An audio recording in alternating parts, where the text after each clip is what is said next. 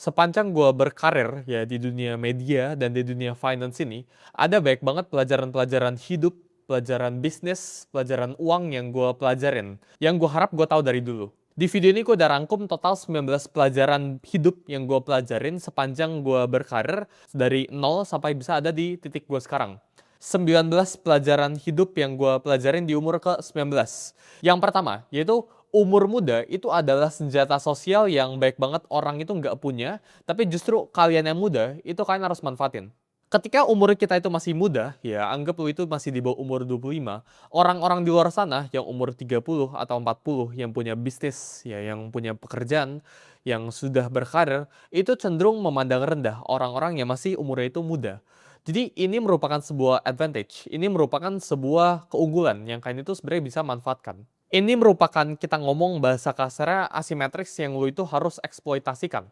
Karena ketika umur lu itu masih muda, orang itu punya ekspektasi yang rendah sama lu. Sedangkan ya ketika umur lu itu udah 30, umur lu udah 40, orang itu udah mulai punya ekspektasi sama lu. Tapi ketika orang itu lu itu masih kecil, ya umur lu itu masih di bawah 25, kita ngomong orang itu meremehkan. Orang itu nggak punya ekspektasi apa-apa. Dan window ini akan segera tertutup ketika lu udah di atas umur 25.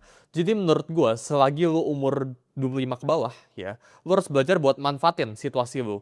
Manfaatin bahwa lu itu masih muda, ya, dan orang lain ini bisa toleransikan ketika lu ini melakukan kesalahan. Ketika lu salah di umur yang cenderung tanda kutip tua, gitu ya, di atas 25 tahun, maka orang ini udah nggak bisa toleransiin kesalahan lu. Tapi ketika orang ini masih umur 25, orang ini masih bisa cincai, masih bisa cuek gitu. Jadi jangan appear too strong, jangan pengen terlihat kuat, jangan pengen show off, jangan pengen pamerin diri kalian, tapi justru manfaatin umur kalian yang masih muda ya ke orang-orang yang ada di luar sana. Ekspektasi rendah itu bakalan masukin lu ke ruangan-ruangan yang lu susah masuk. Tapi sedangkan ya kita ngomong anak umur 19 anggap punya skill trading 10 contoh ya, 10% skillnya gitu. Sedangkan ya ada orang umur 30 punya skill trading 20%, 2 kali lipat di atas umur anak 19. Tapi anak umur 19 ini bakalan jauh mendapatkan lebih banyak akses dibandingkan orang yang umur 30 ini. Kenapa? Karena faktor umur. Orang itu suka ekspektasinya itu rendah ya ketika orang itu umurnya itu masih muda. Sedangkan kalau umurnya itu udah tua, ekspektasi orang itu meningkat gradually. Jadi ini window yang again gue bilang bisa tertutup. Jadi manfaatin buat kalian yang masih umurnya itu masih muda, manfaatin. Pelajaran yang kedua ya, di umur ke-19 gue itu bisa kalah total tapi tetap nothing to lose. Ketika kalian itu umur 19, lu itu belum ada lifestyle, belum ada tanggungan, bahkan belum ada keluarga yang lu harus tanggung. Lu belum ada pengeluaran fix, ya unless lu udah punya karyawan di umur ke-19. Tapi gue berbicara ke 99% misal teman-teman Gen Z gitu ya, kalian itu masih belum punya tanggungan. Tanggungan kalian itu masih di bawah orang tua. Ketika kalian itu nggak punya tanggungan apa-apa, ini merupakan sebuah advantage, ini merupakan sebuah keunggulan yang kalian itu sebenarnya bisa manfaatin. Gagal di umur 19, ya, itu nggak sama kayak orang yang gagal di umur 40. Orang yang gagal di umur 40 ini bakalan jauh lebih hurting daripada orang yang gagal di umur ke-19. Karena orang yang umur 40 ini bakal punya tanggungan misal KPR rumah, ya tanggungan keluarga, harus bayarin orang tua. Sedangkan yang umur 19 ini, yang masih kuliah, yang masih SMA, ya bahkan baru lulus kuliah, ini masih biaya tanggungannya, itu bisa ditanggung sama orang tua. Atau seandainya lu cari duit sendiri, ya lu itu belum punya tanggungan fix ya kayak lu belum sewa motor ya lu belum punya tanggungan cicilan motor, cicilan rumah, cicilan mobil. Jadi ketika lu itu bisa gagal di umur kayak misal gua di umur ke-19 atau di umur yang relatif muda, menurut gua umur yang relatif muda itu di bawah 25, maka lu itu start di titik yang sama. Bahkan lu itu nggak start di titik sama sebenarnya. Ya lu itu start di titik yang lebih maju dikit karena lu bisa nabung pengalaman. Jadi gunakan jatah gagal lu sebaik-baiknya sebelum lu umur 25.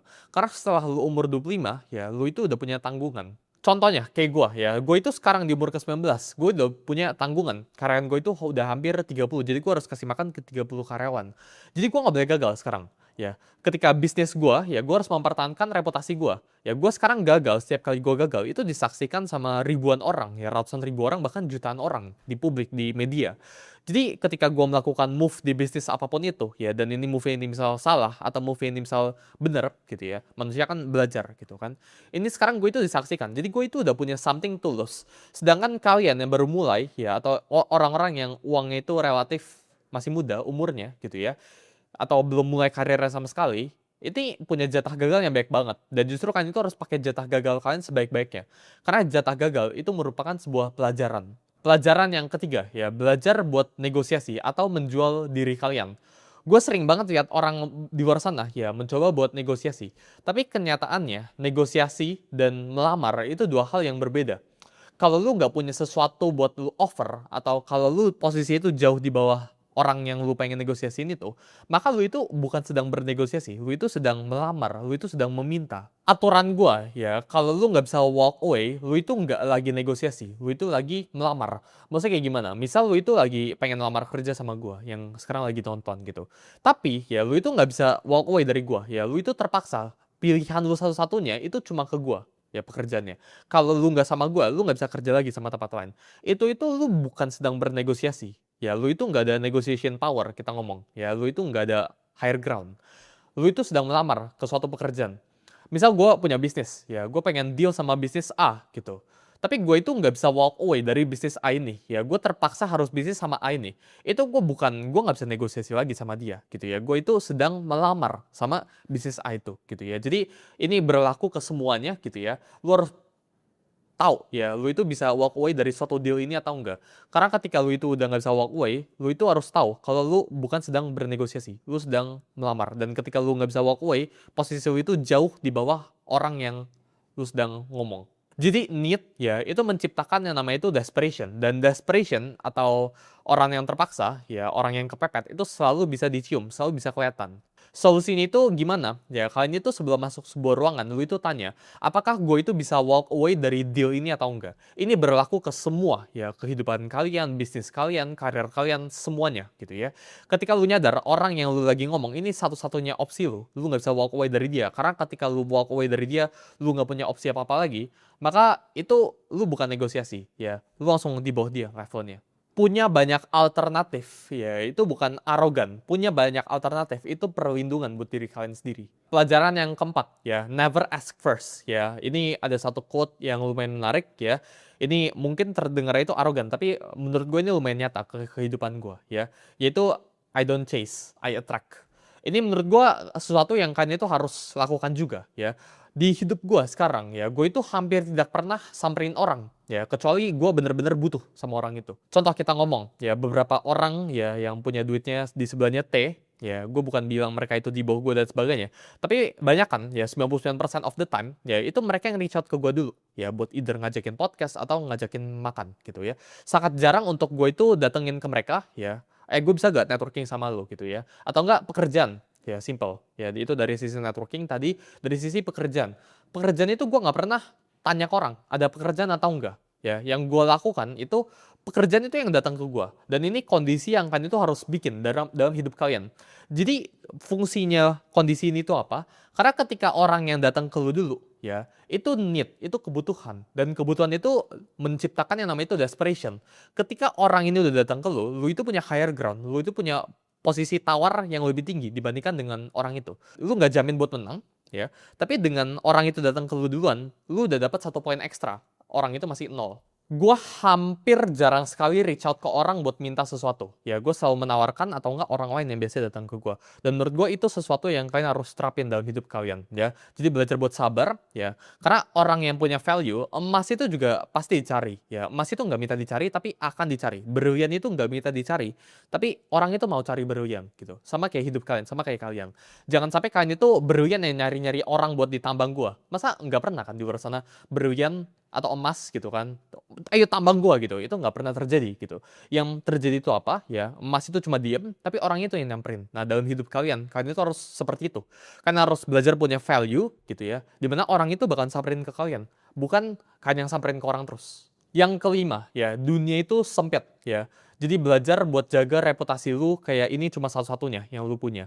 Ini mungkin kan udah sering banget dengar ya dari semua orang kalau jaga reputasi kalian dan sebagainya. Tapi faktanya ya semua orang itu nggak terapin ini. Ya maksud gue dari jaga reputasi ini apa? Ya jangan buat musuh ya. 1000 teman itu terlalu sedikit, satu musuh itu terlalu banyak. Belajar buat netralin, belajar buat bikin musuh yang dari musuh itu jadi nggak benci sama lu gitu ya. Ini gue terapin juga ke keseluruhan relationship gue. Gue selalu berusaha untuk nggak create polarization ya. Gue nggak pengen ada orang yang benar-benar suka banget sama gue, tapi satu sisi ada orang yang benci banget sama gue. Karena ketika kondisi ini terjadi, ketika gue jatuh ya, ketika gue lagi turun gitu ya, orang itu mendoakan downfall gue, orang itu mendoakan ya kejatuhan gue, dan itu nggak bagus. Ketika gue lagi di atas ya, orang-orang yang benci-benci sama gue ini pasti pikirin cara buat jatuhin gue. Jadi jangan pernah create enemy, karena dunia ini sangat-sangat sempit ya. Reputasi ini sesuatu yang lu itu harus jaga. Kalau perlu lu jaga pakai seluruh uang lu, tuker seluruh uang lu untuk menjaga reputasi yang lu punya sekarang. Ketika reputasi ini lu itu bagus ya, orang itu pengen bisnis sama lu, pengen kerja sama lu gitu kan. Mereka itu nggak peduli ya, mau kerjanya bikin bisnis apa dan sebagainya, yang penting itu sama lu ya. Dan itu kondisi yang kalian itu harus ciptakan. Sekarang kalau gue offer ke teman-teman gue misal gitu ya, lu pengen nggak bisnis sama gue tentang A gitu ya, mereka itu nggak lihat bisnisnya, mereka lihat guanya langsung. Jadi apapun bisnis yang gue offer ke mereka ya, mereka itu siap, mereka itu terima karena mereka itu percaya. Jadi ada elemen percaya terhadap diri gue, karena gue itu sangat-sangat menjaga reputasi gue. Apakah gue pernah salah? Jawabannya itu pernah. Tapi kesalahan ini tidak sampai mencoreng reputasi gue. Sekali itu udah mau kecoreng dikit, gue langsung undo ya, gue langsung tarik. Pelajaran yang keenam ya, aset yang paling berharga itu bukan uang, bukan properti, bukan sesuatu yang didapatkan. Tapi aset paling berharga itu diri kalian sendiri. Aset yang paling berharga itu sering nggak punya angka di laporan keuangan. Contoh, kayak gue pribadi sekarang ya. Mungkin kalian bisa lihat di luar sana, gue punya uang puluhan miliar, ya cenderung bisa net worth gue ada ratusan gitu ya. Gue punya mobil, gue punya jam tangan, gue punya aset, gue punya banyak banget gitu ya, Bitcoin dan sebagainya. Itu kan bentuk dari aset. Tapi menurut gue, aset ini itu adalah aset yang paling murah yang lu bisa punya. Ketika kita ngomong gue punya audience gitu ya, gue punya network yang kuat, gue punya skill, gue punya kepala gitu ya, gue punya tim bahkan ya. Ini aset yang lebih mahal. Jadi urutannya itu aset ya, jadi kayak uang gitu ya, saham, kripto, terus ya mobil, jam tangan, semuanya bentuk itu gitu ya. Itu aset yang paling rendah gitu ya. Yang kedua itu kepercayaan, loyalty, audience gitu ya. Itu juga bisa jadi aset gitu ya. Human labor ini yang paling atas ya, level paling tinggi gitu. Karena ketika lu punya resource allocation, human labor ya, lu punya orang-orang terdekat lu yang bisa ngelakuin apapun itu. Orang-orang lu yang A+ kita ngomong, orang-orang yang hebat, maka ini aset terbaik lu. Jadi aset itu nggak melulu tentang uang. Itu yang gue pelajarin di umur ke-19. Aset itu bisa bentuk itu lain. Bisa bentuk dalam orang, bisa bentuk dalam ilmu kepala lu itu aset gitu ya. Karena gini, kalau uang lu itu aset lu, kalau gue sekarang riset semua uang lu, apa kalau bisa dapetin balik uangnya gitu ya. Kalau tanya gue, jawabannya gue bisa gitu ya. Karena gue punya apa yang gue butuhkan dalam kepala gue punya ilmunya, gue punya networknya, gue punya skillnya. Jadi gue pribadi ya nggak pernah ngeliat diri gue itu seberapa kaya dari seberapa banyak uang yang gue punya ya. Karena menurut gue uang itu merupakan lagging indicator. Berapapun uang yang gue hasilkan detik ini, sekarang gitu ya, hari ini atau bulan ini gitu ya, itu tidak gara-gara gue bekerja hari ini. Itu gara-gara 3 tahun yang lalu ada Suli yang lagi kerja di kamarnya. Terus dia bekerja untuk membuild atau belajar skill baru yang gue sekarang itu bisa pakai. Gue sekarang bisa public speaking, gue sekarang bisa trading gitu ya. Itu bukan gara-gara hari ini gue bekerja, tapi gara-gara 1, 2 tahun, 3 tahun lalu gitu ya. Itu gue pelajarin sesuatu. Jadi uang itu adalah lagging indicator. Aset yang kalian punya itu skill. Ya, itu diri kalian, bukan uang. Pelajaran yang ketujuh, wait and see atau diam, itu juga sebuah move. Ya, orang zaman sekarang itu pengen itu gerak terus. Ya, jadi mereka punya bisnis, mereka punya karir. Biasanya yang bekerja itu mereka itu pengennya, oh gue pengen gerak, hari ini harus ngapain, harus ngapain, harus ngapain gitu. Misal gue sekarang, gue diserang gitu ya. Misal ada audience, gue ada hater gitu ya, yang talk bad, yang ngomong negatif tentang gue gitu.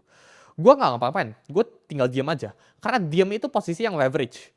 Ya, ketika mereka itu menghabiskan energi mereka, ya ngoceh gitu terus ke gue itu nggak habisin energi apa-apa buat nyerang mereka balik atau buat mikirin mereka. Bahkan itu nggak pernah terlintas dalam pikiran mereka. Haters gue itu atau orang-orang yang mencemooh gue, ya meskipun sedikit sekarang gitu ya, itu nggak pernah terlintas dalam pikiran gue. Ya, orang suka nyerang, oh Suli orangnya kayak gini, Suli salah analisis dan sebagainya. Ya mau itu benar atau salah, diam itu merupakan sebuah posisi, diam itu merupakan leverage. Gue nggak perlu balas mereka, mereka itu akan menghilang dengan sendirinya. Karena gue lihat ini patternnya ada di mana-mana ya. Orang yang lebih sukses dari kita, orang yang lebih kaya dari kita, itu tidak pernah talk bad tentang kita. Karena kalau mereka itu talk bad tentang kita, mereka itu artinya bukan di atas kita. Belajar buat bedain kapan waktunya buat kalian bicara, kapan buat waktunya kalian diem, ya. Jadi ketika waktunya itu lu lagi diserang dan sebagainya, misal gua gitu ya, itu majority gue diem, gue nggak pernah ngapa-ngapain, ya. Berbicara ini ketika apa? Ketika lu ada waktunya, ketika lu mendapatkan data dan faktanya, ya. Jangan pernah sembarangan bicara, ya, ke depan media atau ke depan teman-teman lu, ya. Again, balik lagi ke yang 6 tadi, ya. Dunia ini sempit, gitu ya. Jadi lu harus menjaga reputasi lu, harus menjaga mulut lu ini harus dijaga, ya. Lu nggak boleh sembarangan ngomong. Yang ke-8, ya. Tahu apa yang lu nggak tahu, itu jauh lebih penting daripada tahu apa yang lu tahu. Jadi ketika ada sebuah fakta, ya, orang-orang yang pintar-pintar, ya, yang sok pintar di luar sana, ya, itu bakalan ngomong, oh gue tahu A, gue tahu B, gue tahu C, gue tahu B, gitu kan. Tapi ketika gue ngomongin, lu tahu E gak? Oh itu gue nggak tahu sih, Jadi mereka itu nggak tahu tentang apa yang mereka nggak tahu. Justru yang harusnya kalian tahu, ya, itu apa yang kalian nggak tahu. Jadi self-awareness kalian itu harus tinggi. Ya, coba kalian tulis di dalam kertas gitu ya. Apa sih kekurangan-kekurangan kalian? Tahu kelemahan kalian itu jauh lebih penting daripada tahu kekuatan kalian. Ya, artinya apa? Kalau lu tahu kelemahan lu itu apa? Ya berarti lu harus avoid, lu harus singkirkan. Ya ini jangan ada di hidup lu gitu. Tapi tahu semua kekuatan lu itu semua orang bisa. Karena semua orang itu punya bias terhadap dirinya sendiri. Jadi belajar buat tahu apa yang lu nggak tahu atau punya self awareness yang tinggi. Ya, jadi hari ini itu gue kurangnya apa itu lebih penting daripada lu tahu apa yang lu kerjain hari ini. Pelajaran yang ke-9 ya, orang yang paling berbahaya di suatu ruangan itu bukan orang yang paling pinter, tapi orang yang paling nggak butuh atau orang yang tidak terlihat seperti ada kepentingan, orang yang paling misteri. Yang namanya itu power, ya power itu bukan soal kapasitas kalian atau lu punya berapa banyak duit. Yang namanya power itu soal ketergantungan, ya ketergantungan lu itu terhadap suatu pihak dia butuh atau enggak gitu. Ketika misal lu buat sebuah deal, ya misal gue bisnis sama lu gitu ya kan, gue pengen jual sebuah minuman sama lu gitu. Tapi lu itu nggak butuh minumannya gitu ya, lu bebas lu pengen ambil atau enggak gitu. Otomatis level gua itu jauh di bawah lu itu di atas gua. Pasti itu tinggi langsung gitu. Jadi ketika lu bisa masuk ke suatu ruangan, lu bisa deal, misal lu interview lowongan pekerjaan, tapi lu itu nggak butuh gitu. Lu itu nggak ada kepentingan, lu itu nggak apa-apa kalau nggak dapat pekerjaan ini. Lu otomatis bakalan dapat higher groundnya. Yang paling butuh dealnya itu bakalan jadi posisi di paling lemah. Jadi ketika lu menghadapi situasi seperti itu, ya berusahakan untuk either naikin dulu value lu, gitu kan. Ini tentang equation ya, baik lagi. Ya, ketika lu nyadar posisi lu di bawah mereka, ya berarti jangan negosiasi. Ketika lu nyadar, ya lu itu sedang bernegosiasi sama orang yang gak butuh lu, ya lu jangan negosiasi sama dia. Itu losing game, lu udah pasti kalah negosiasi sama dia gitu. Itu pasti bad deal sama dia. Jadi yang lu bisa lakuin apa? Lu harus naikin dulu value lu, gitu kan. Sampai di tahap dimana orang itu yang butuh lu. Dan orang itu yang reach out ke lu. Lu harus belajar buat bangun posisi di mana lu itu bisa bilang, enggak, gua nggak mau gitu kan. Tanpa konsekuensi besar. Ya.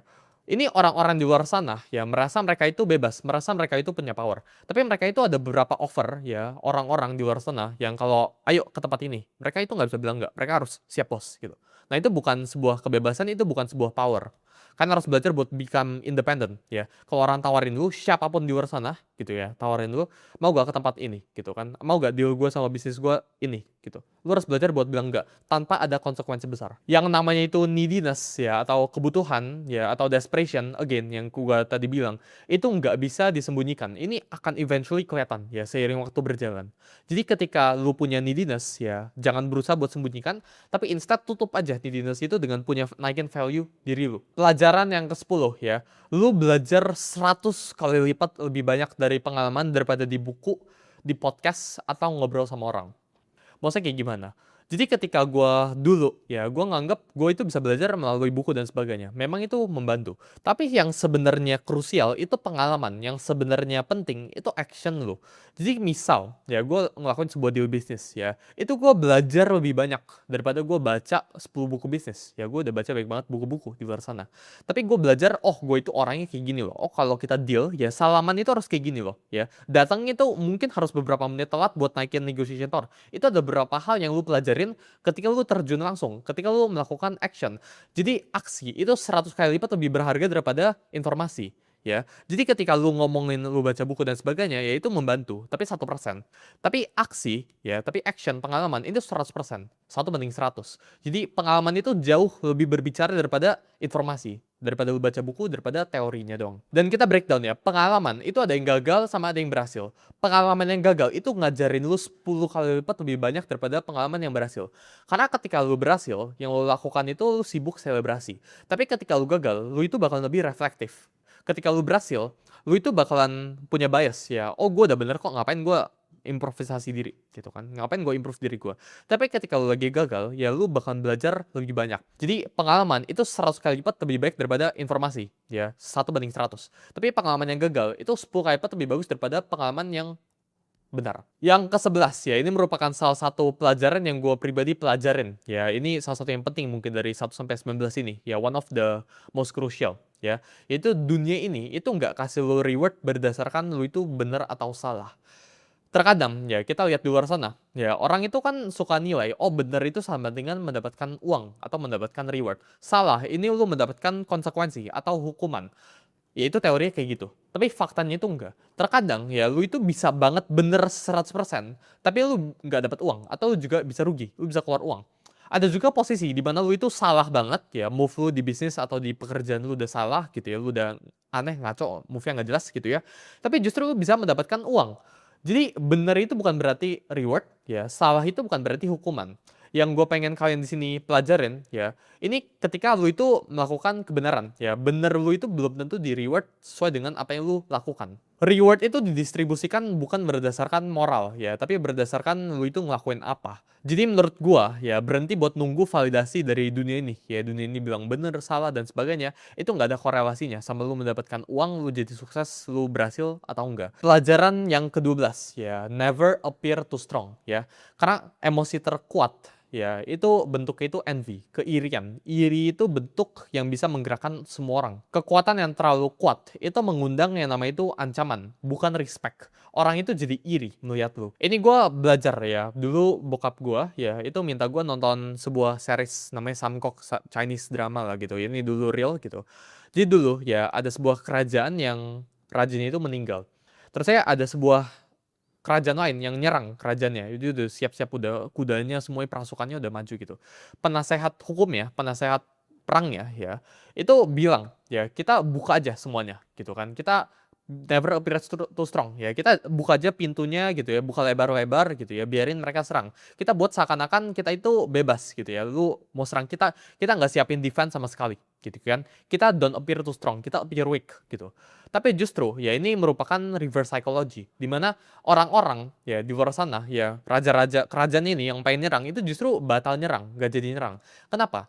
Karena kerajaan ini justru takut. Ya ini apa ini jebakan? Ini pintunya dibuka gitu kan. Ini nggak ada archery dan sebagainya. Padahal kenyataannya ini nggak ada jebakan sama sekali. Ini cuma mereka buka aja. Tapi mereka itu menggunakan strategi ini. Appear weak. Ya never appear too strong. Yang paling powerful itu adalah ketika lu bisa terlihat biasa-biasa saja. Tapi di belakang lu itu powerful semua. Itu yang lu sebenarnya harus lu achieve. Bukan lu terlihat kuat banget dari depan gitu ya. Karena kalau lu terlihat terlalu kuat dari depan. Orang itu bakal cari cara buat serang lu.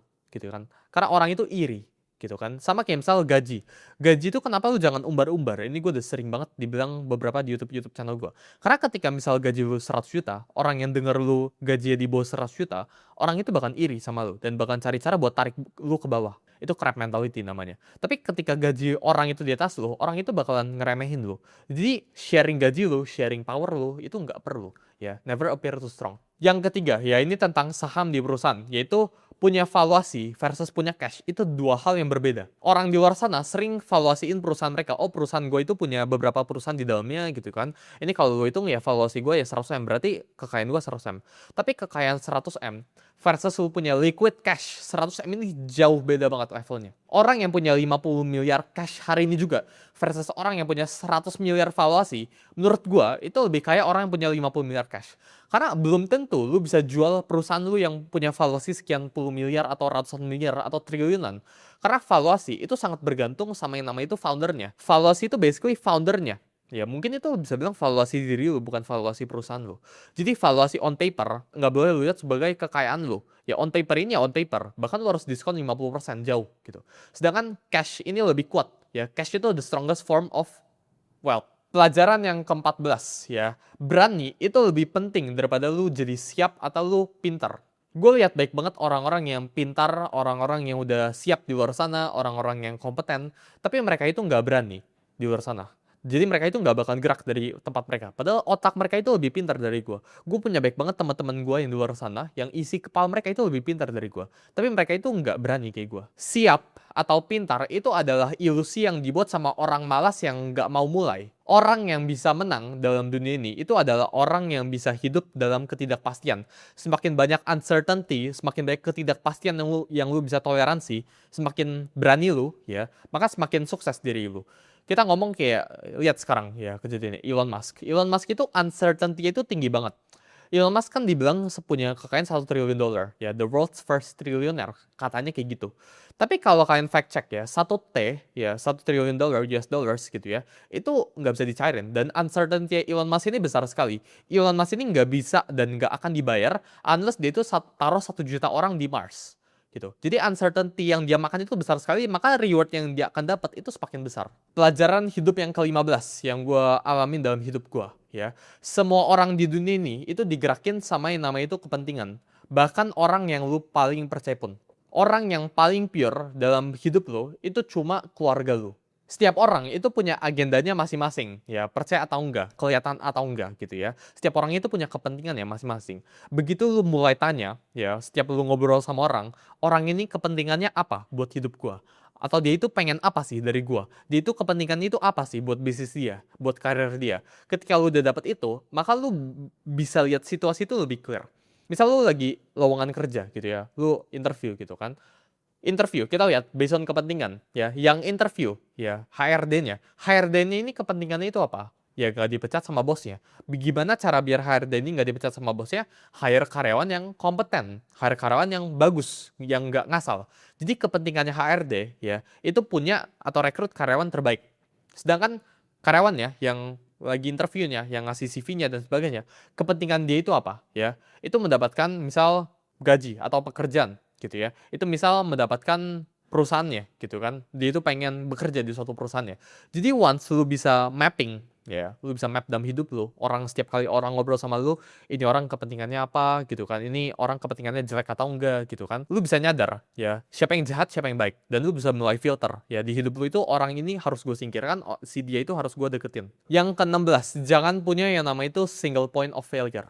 Dalam hidup kalian, ya, jangan sampai ada satu bottleneck, satu kejadian, atau satu hal yang bisa bikin kalian itu bangkrut langsung atau reset langsung dari nol. Misal, ya, gue nggak pernah, sangat-sangat tidak pernah sekarang merekomendasikan diri gue buat all in ke suatu aset. Jadi gue nggak pernah taruh duit gue di 100% keuangan, misal ke Bitcoin atau sebagainya, gitu ya. Gue nggak pernah all in.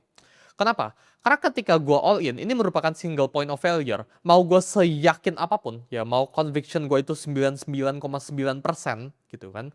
Tapi kalau ini gagal gue reset, itu gue nggak pernah mau. Jadi terkadang ya semua emosi ya, mau takut, seneng, sedih dan sebagainya, itu bukan emosi yang jelek gitu ya.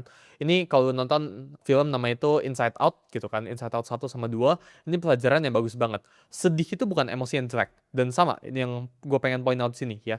Takut itu bukan emosi yang jelek. Ya, takut itu bagus, tapi takut itu harus ada wajarnya. Ketika takut lu ini terlalu berlebihan, lu over worry, ini juga bisa jelek buat hidup lu. Tapi ketika lu nggak punya ketakutan sama sekali, ini juga jelek juga buat hidup lu. Jadi lu harus punya tingkat ketakutan. Tingkat ketakutan gue, itu gue takut banget riset dari nol. Ya, dan gue punya fear gue sendiri. Kalian itu juga harus punya fear kalian sendiri. Bukan berarti orang yang sukses, orangnya apapun itu, gitu kan, itu nggak boleh punya fear. Kalian itu harus punya fear kalian masing-masing. Kalian itu harus punya emotion yang balance, gitu. Karena ketika lu nggak punya ketakutan sama sekali, ya gue all in terus aja. Ini beresiko buat gue pribadi. Jadi emosi, semua emosi itu sifatnya itu baik. Nggak ada sih emosi yang sifatnya itu benar-benar jelek. Pelajaran yang ke-17 ya, bedakan yang namanya itu sibuk dan produktif. Ya, orang itu sering bilang, oh itu gue sibuk ya, gue sibuk 8 jam sehari ya. Tapi sibuk mereka 8 jam ini menghasilkan berapa banyak ya. Sedangkan orang yang produktif ya, mereka itu bisa aja cuma kerja 1 sampai 2 jam gitu kan. Tapi mereka gitu kan, ini bisa menghasilkan lebih baik daripada orang yang bekerja 10 jam. Itu ibarat kayak ada satu pak gitu kan, ini harus diangkat semuanya gitu kan. Orang yang sibuk itu yang bakal ngangkat sesuatu gitu kan, mereka angkat gitu, capek, itu sibuk, orang sibuk. Tapi orang yang produktif itu mereka bakal cari traktor atau mereka bakal cari mobil buat diangkut semua terusnya di jalan gitu kan. Jadi, orang yang sibuk dan produktif itu kan harus belajar buat bedakan. Jangan jadi sibuk, don't be busy, ya be productive. Yang ke-18 ya, jangan pernah takut sama yang namanya itu kompetitor, takut sama diri kalian sendiri. Gua sering banget berpendapat, ya, misal gue punya kompetitor di luar sana gitu kan, gimana kalau kompetitor gue ngelakuin A, gimana kalau kompetitor gue itu disuntik dan sebagainya, diapain dan sebagainya, kompetitor gue grow dan sebagainya. Kenyataannya ya, itu cuma ada dalam pikiran gue sendiri. Kalau hanya dengan kompetitor itu dapat uang, terus kompetitor itu bisa ngalahin lu, berarti yang salah itu bukan kompetitor, yang salah itu diri lu. Dan itu terjadi juga dalam bisnis. Misal, gue punya bisnis toko kopi gitu kan. Gue punya kopi, sebelah juga punya kopi. Kalau sebelah dengan sebelah ini diinjek 1 miliar, tiba-tiba dia bisa grow di atas gue, ya. Terusnya gue nggak bisa outgrow dia. Masalah itu cuma di capital. Berarti itu kesalahan itu ada di gue, bukan ada di kompetitor gue. Jadi kalian itu harus belajar buat evaluasikan diri kalian sendiri, bukan evaluasikan kompetitor. Belajar buat lebih tahu diri kalian sendiri, lebih tahu apa yang kalian nggak tahu dibandingkan kompetitor kalian. Ya, analisis kompetitor kompetitor itu perlu, tapi nggak penting, nggak sepenting kalian analisis diri kalian sendiri. Yang membunuh suatu bisnis atau suatu karir itu bukan kompetitor, ya, tapi diri kalian sendiri yang nggak di-upgrade, foundernya yang nggak di-upgrade. Benchmark yang paling jujur yaitu bukan berdasarkan market, tapi berdasarkan diri kalian yang tahun lalu sekarang. Jadi kalian bisa tanya ke diri kalian sendiri, ya, apakah gue lebih baik dari tahun sekarang sampai tahun lalu, ya. Kalau sekarang gue itu hasilin 100, tahun lalu gue hasilin berapa? Kalau tahun lalu gue hasilin 100 sama, berarti ini gue stuck nih, ya. Jangan lihat dari market. Misal market tahun lalu itu ngasilin 100, market sekarang, tahun sekarang gitu ya, ini ngasilin 90 contohnya. Berarti kalau gue tahun lalu ngasilin 100, tahun ini ngasilin 100, secara hitungan market gue itu menang. Tapi kenyataannya itu enggak. Ya, lu itu nggak boleh compare diri lu itu berdasarkan market. Lu itu harus compare diri lu berdasarkan diri lu sendiri. Yang ke-19, compounding itu nggak melulu tentang uang, tapi melulu tentang skill dan network. Network kalian yang kalian punya sekarang itu adalah sesuatu yang kalian harus maintain. Ini bagaikan subscription. Lu harus sering ketemu mereka. Semakin lu sering subscribe sama mereka, semakin lu sering ketemu sama mereka, lu semakin dekat dan lu semakin terjaga networknya. Lu nggak bisa network itu cuma saling follow-followan IG, cuma ketemu setahun sekali. Itu sesuatu yang lu harus maintain. Network itu sesuatu yang lu harus maintain dan ini compound. Orang yang ketemu 1 tahun versus orang yang ketemu 10 tahun, ini bakalan lebih deket orang yang ketemu 10 tahun. Rewardnya itu bakal jauh lebih besar. Lu bakalan punya akses lebih baik ke sebuah orang gitu ya. Kalau lu udah kenal dia selama 10 tahun dan lu udah sering deket sama dia. Jadi compounding itu nggak melulu tentang uang, dan belajar buat compound skill kalian, belajar buat compound network kalian, belajar buat compound uang kalian sejak dini, sejak kalian masih muda. Karena time advantage, kayak yang gue bilang dari advice yang pertama, ya, ketika lu masih muda, yang lu bisa unggulkan itu bukan uang lu. Ya, anak muda itu nggak punya uang, tapi anak muda itu punya waktu, yang dimana orang-orang yang di atas, yang umur 40-50 itu nggak punya, yaitu waktu.